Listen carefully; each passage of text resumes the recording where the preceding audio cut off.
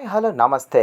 Super star Mahesh Babu voice over ఇచ్చిన movie Mufasa the Lion king. ఈ movie ఇప్పుడే చూడటం జరిగింది. ఈ మూవీ ఎలా ఉందో ఒక్క ముక్కలో తెలుసుకుందాం. సూపర్ స్టార్ మహేష్ బాబు, ఆలీ బ్రహ్మానందం ఈ మూవీలో డబ్బింగ్ చెప్పగా, జారీ జెన్కిన్స్ దర్శకత్వంలో తెరకెక్కించగా, ఈ మూవీ ఎలా ఉందో ఇన్ డెప్త్ రివ్యూలోకి వెళ్లే ముందు ఈ వీడియోకి లైక్ చేయండి. అలాగే ఈ ఛానల్ సబ్స్క్రైబ్ చేసుకోండి. కథ విషయానికి వస్తే, అడవికి రారాజు సింబా కుమారుడు సింబా కుమార్తె యువరాజు ముఫాసా కొన్ని పరిస్థితుల ద్వారా తల్లిదండ్రులకు దూరంగా ఉంటాడు. అదగా మారిన ముఫాసాను టాకా అలియాస్ ఖార్ తన తల్లి ఈఫే చేరదీస్తుంది. తండ్రి ఓ బానిసను వ్యతిరేకించి ముఫాసాను ఆదరించి తన దగ్గరకు తీసుకుంటాడు. అలాగే సోదరుడిగా టాకా ప్రేమను కురిపిస్తాడు. టాకా ముఫాసా మధ్య ప్రేమ బలంగా మారుతుంది. అయితే ఓబసి సామ్రాజ్యంపై శత్రుసేనలతో తెల్లసింహాలతో దాడి చేస్తుంది. ఆ దాడి నుండి తప్పించుకొని పారిపోవటానికి టాకా ముఫాసీకి ఓబిసి సలహా ఇస్తాడు. ఇక సింబా ముఫాసాకు దూరం ఎలా అయ్యాడు, రాజ్యాధికారం చేపట్టాల్సిన ముఫాసా అనాథ ఎలా అయ్యాడు, అనాథైన ముఫాసాకు ఎదురైన సమస్యలు ఎలాంటి సవాళ్లు ఎదురయ్యాయి, టాకాతో కలిసి ముఫాసా ఎలాంటి జీవితాన్ని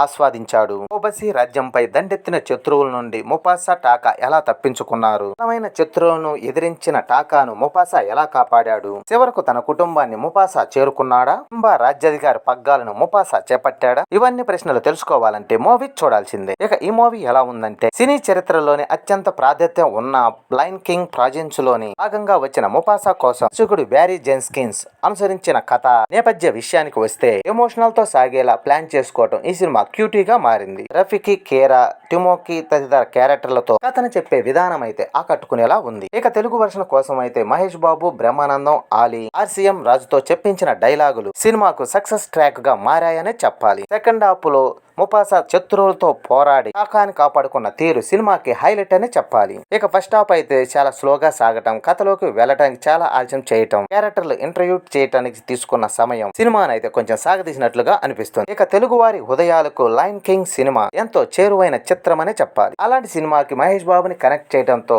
సగం సక్సెస్ సాధించారని చెప్పాలి. ఇక మహేష్ బాబు చెప్పే డైలాగ్స్ సినిమాలో ఏరే లెవెల్ అని చెప్పాలి. ఎమోషనల్ యాక్షన్ సీన్ లో అయితే సూపర్ స్టార్ మహేష్ బాబు చెప్పిన మాటలు మూవీని అయితే బలంగా మార్చేసింది. అలాగే బ్రహ్మానందం, ఆలీ వచ్చే సన్నివేశాలు అయితే మూవీలో హాస్యాన్ని పండించాయి. ఆర్పిఎస్ రాజుతో పాటు తక్కిన నటులు చెప్పిన డైలాగులు ఈ సినిమాను తెలుగువారు టక్కున ఓన్ చేసుకునేలా చేసిందని చెప్పాలి. ఇక ముఫాసా ది లయన్ కింగ్ సినిమాకు సాంకేతిక పనితీరు ఈ సినిమాకి అదన ఆకర్షణ అని చెప్పాలి. జేమ్స్ లెసన్స్ సినిమాని రిచ్ గా మార్చింది.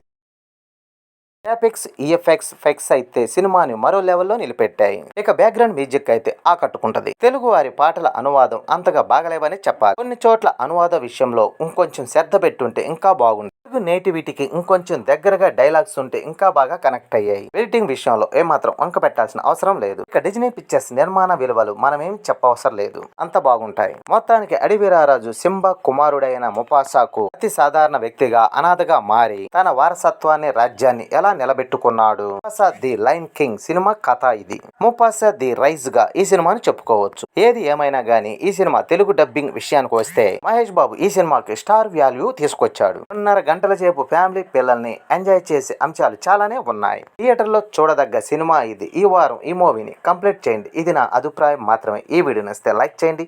అలాగే ఈ ఛానల్ని సబ్స్క్రైబ్ చేసుకోండి.